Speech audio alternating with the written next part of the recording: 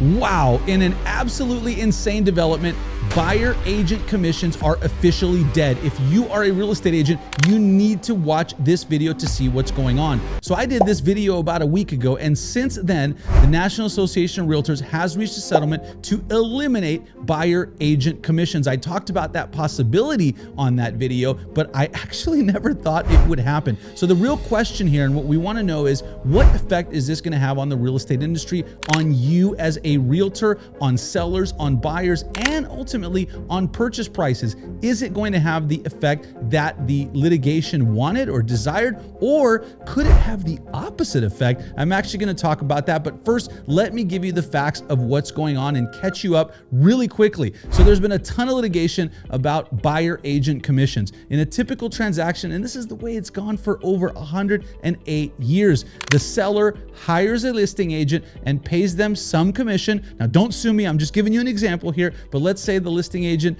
charges 6%, and then they share half of that, or 3%, with the buyer's agent that brings the buyer to buy the property. That's the way it's been done, like I said, for a very, very long time. In the litigation that has been going on over the last couple years, basically what has happened is all of the MLSs and realtor associations and companies have been sued, saying that they are essentially fixing those commissions, which is driving up home prices. Now, I disagree with that, but that's what they've been saying. And what they want is they wanted those commissions to basically be decoupled or separated so that listing agents and sellers are not paying buyer agents to what they say is negotiate against themselves.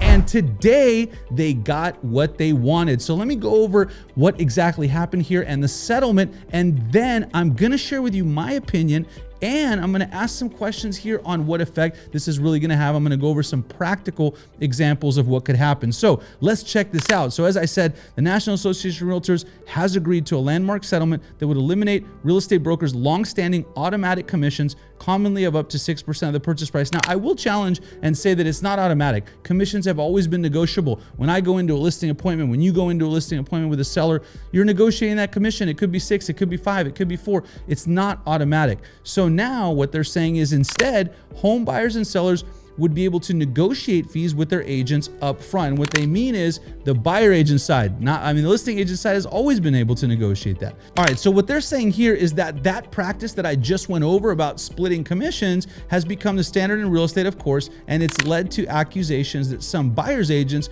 were steering prospects towards more expensive homes. So put another way, what they're saying is that, when a buyer agent represents a buyer, they're getting paid based on the percentage of the home. So they want to drive their clients to the most expensive home. And in addition to that, they want to drive their clients to homes that are offering the highest commission. Now, look, does that happen? Has it happened in the past? I'm sure it has, but good agents really don't think that way. They're looking for the best for their clients. In November, a federal jury found the NAR and some major brokerages liable for colluding to inflate commission fees, and then there were a ton of settlements that happened because of that. So one of the attorneys here said that it's a bribe. You're paying someone to negotiate against you. There's no good reason for sellers to pay buyer brokers.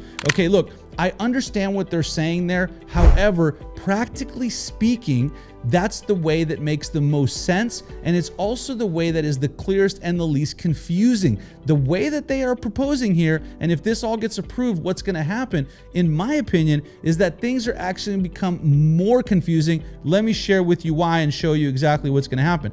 So if this settlement is approved, brokerage commissions would be stripped from MLS sites and opened up to negotiation with sellers, among a series of other changes. Home buyers would also be able to negotiate fees more easily if they choose to sign up with a broker, though experts say the new arrangement may incentivize more buyers to forego brokers entirely. I disagree with that. I'll tell you why in a second. I'm curious to hear what your take on this is. I'd love to hear your comments and thoughts. This is a huge, huge development. The biggest thing that's happened in real estate in a really long time. I've been in the industry for over 20 years, and this is one of the biggest developments and changes in how we do business. So let me know what you think down below. Essentially, bottom line, what is actually going to happen if the settlement approves? Hey, I want to ask you for a quick favor. This is a newer YouTube channel, and based on my YouTube analytics, most of the people watching this are not subscribed. So if you're getting value, please hit that subscribe button, the like button, and the notification bell so that you catch all all of my videos going forward. Here's what's gonna happen. In the multiple listing service, you're not gonna see cooperating broker agent commissions anymore. So that offer of compensation, 2.5%, 3%, whatever, that's gonna be gone. That's not gonna be there. And what's gonna happen instead is when buyer agents meet with buyers, they're going to have to explain that the way that they get paid is through the transaction, and there are multiple things that you can do. Yes, a buyer agent could come up with a flat fee, an hourly fee, or a percentage fee that the buyer pays directly. But more practically speaking, this practice and the way that it's been done is going to stay the same. There's just gonna be a little bit of a difference in how it's done in form.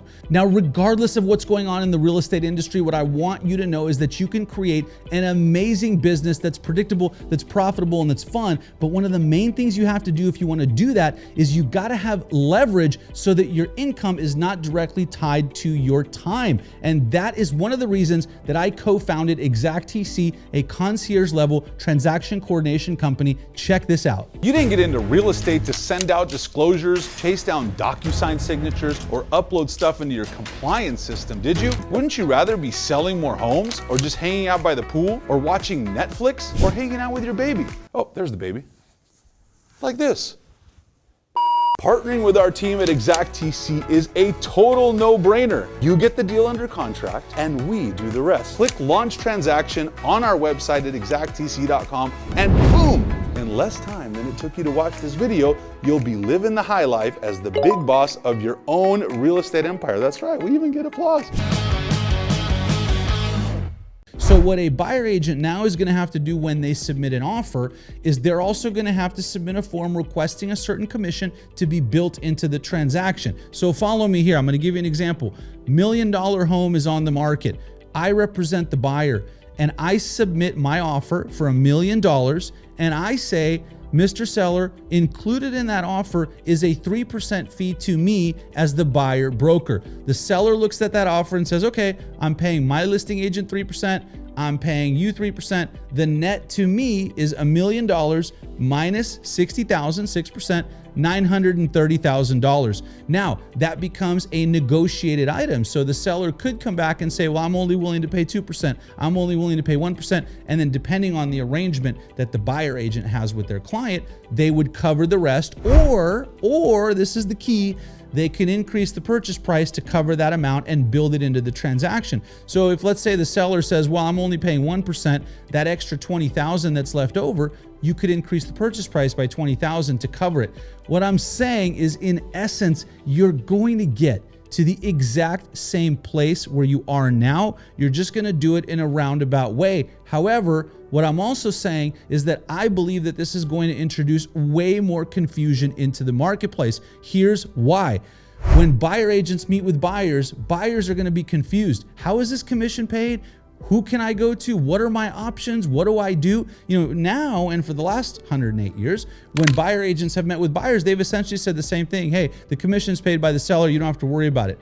Now what they're gonna have to say is that we can negotiate it. I can add it here. I can add it there. That's gonna create confusion. Secondarily, when offers are submitted, it's gonna create a lot of confusion because sellers are now gonna have to net out all of the different offers. So let's say you have $1 million offer with a 3% commission. Okay, that's net $970. You have a $950,000 offer with no commission. Okay, that's $950. You're comparing apples to oranges when you're comparing offers, which creates a lot of confusion. Let me also rebut the main point of this litigation. One of the main things that these people wanted is they think that prices have been artificially inflated, and if this goes through, prices will go down. Well, let me tell you something. Prices may actually go up, and I owe this comment to one of the agents on my team, Michael Verobia, because he called me when this happened and said, Danny, this is gonna cause prices to go up. And at first I said, really, why? And here's what he said, and I completely agree with him. Sellers are not gonna lower their prices because they see that they don't have to pay buyer agent commissions. Sellers still want what sellers want. So as a listing agent meets with a seller and the seller says, I want $1 million, the listing agent is not going to say, well, we can actually list it for $970 because you don't have to pay a buyer agent. That is not gonna happen, folks. What's actually gonna happen is that sellers are gonna say, I still want my $1 million, but I don't wanna pay the $30,000. You figure it out.